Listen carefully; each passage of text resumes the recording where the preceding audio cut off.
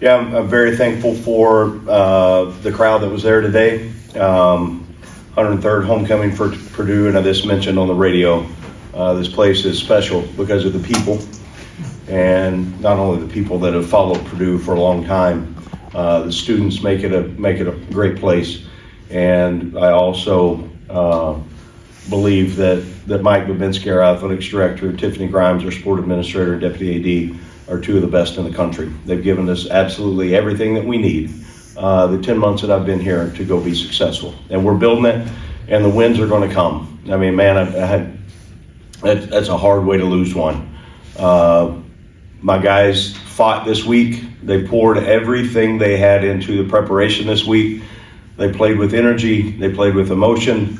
They played hard, and we came up short. And when you do that, when you invest with everything that you got, and you come up short, it's really difficult. But I was raised in a small town in Oklahoma, and the values that I learned there are about togetherness, family, love, toughness, resolve, and you just go find a way. You don't make excuses. You don't give up. You don't wave the white flag. You don't feel sorry for yourself. You find a way to go get it done. And that's the way I was raised, and that's the way this place is.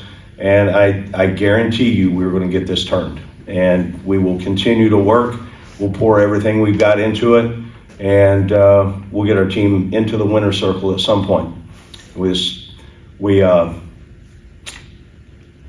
came up short, and it's tough. Questions?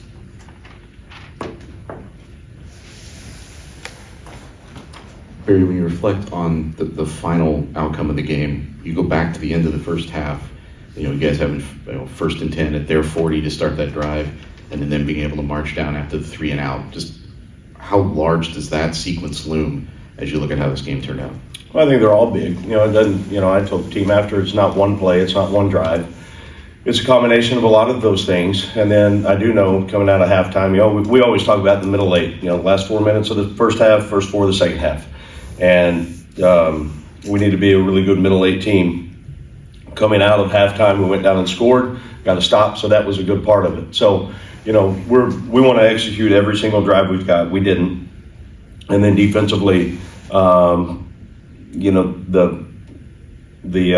broken coverage, obviously I thought took a little bit of aggressiveness out of us on how we were playing, and we got to be able to overcome that. We didn't.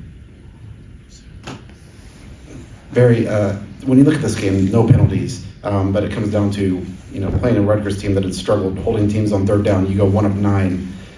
When you look back at that, is that just maybe a reflection of this offense right now, or was that just down and distance situation? What kind of led to the struggles on third down today against a team that's been prone to giving those up? I think you look at all aspects of the offense. You look at the ability to run the ball. I thought we had that on our side. You look at being able to execute and extend drives. Obviously, that was, as you point out, 1 of 9s. You're going to have a hard time if you can't do that. And we've got enough playmakers to find a way to do it. We'll certainly do a deep dive on what were the reasons today. If I give it a lot of opinions sitting right here, I'm sure I'm going to be off on a couple of them. Ryan, can you sort of just take us through the timeline for Ryan this week as far as the injury goes, and when you knew he was going to be able to play today? I didn't know. We ended up getting some more testing done on Monday,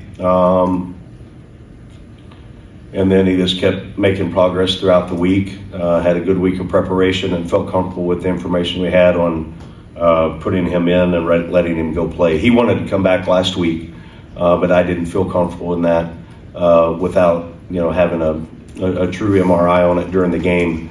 I didn't feel comfortable doing that last week. So says a lot about him, about this team. Jesse Watson on Tuesday practice broke his nose, had a chance to either get surgery and miss.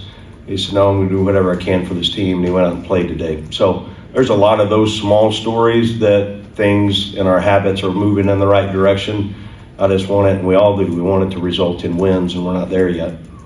Can you just take us through that last Ryan Brown play, the tip ball, he catches it, Was he trying to pitch it forward? Was the ball knocked out? I haven't talked to Ryan, but as I saw it from the sideline, we had an RPO call. The defensive end set flat-footed on the line of scrimmage. There was a small window there after he pulled it and got his hand on the ball. Ryan went up, tried to make a play, and I don't know if it got punched from behind on his way down. He didn't secure it at that point. Have you ever been part of something like this before, this painful loss? Unfortunately, 1997, I was on the field against Nebraska, kickball.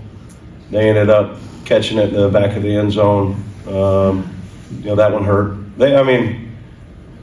Guys, life is hard. You're gonna win some, you're gonna lose some, and especially to lose it the way we did throughout the course of the game makes it a little more difficult. Barry, was the plan all along to kind of alternate quarterbacks the way you did today with Malachi and Ryan? Yes.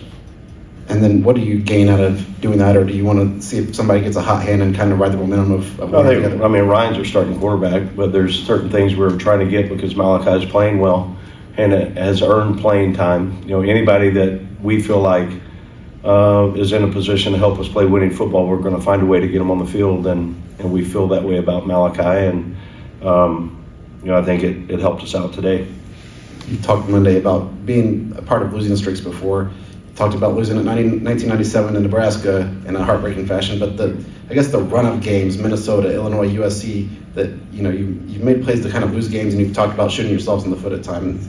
Have you had a run like that where we've had so many games that were winnable that just kind of mistakes end up being the difference in the game? No, but you say winnable games. You look at every single week. It's a life of its own. So the thing you do when you come out of a game that you come up short or you win the game, you learn from your experiences and you apply them, and you try to continue to find a way to move your program forward. We're a heck of a lot better than we were when we started. We're just not there yet, and we're going to keep working to get there. That's the only thing that we and I know how to do. And I thought our assistant coaches had a really good game plan this week, and I did challenge the guys, to go play with energy, effort, and enthusiasm. And for the most part, I thought we did that, which was good to see. Barry, you talked before the season, anytime anyone tried to bring up, building something, looking to the future, you were very quick to say, no, we're going to win this year. I guess how much is a win at this point necessary for, proof of concept or being helping you continue to build into next year? I'm not going to back down from that statement. I believe that we're creating a winning culture, and eventually we are going to win. I don't know when that's going to happen. You're fighting and you're swinging and scratching and clawing, and you're going to eventually get there, but we're not there yet. So I still stand, and I've got strong belief in what our foundation is becoming. I have strong belief in this program, and I have no doubt it's going to be a special place that we win consistently. We're just not there yet. Barry, you talked about anybody who plays is good enough to play. Hershey McLaurin's a guy who didn't play at all until last week when Miles got hurt, and then he made the most of an opportunity here. What have you seen from him just in 6 quarters of play? His practice habits have become better. He's become more invested in what it takes to play at that position defensively, and then he is really most of today. I felt like it's again hard to say without really going back and looking at it. He's in position to make plays, and that's good to see because we needed it. And he continues to show up, be a little more productive, and in that spot defensively, we really need that guy to be a productive player.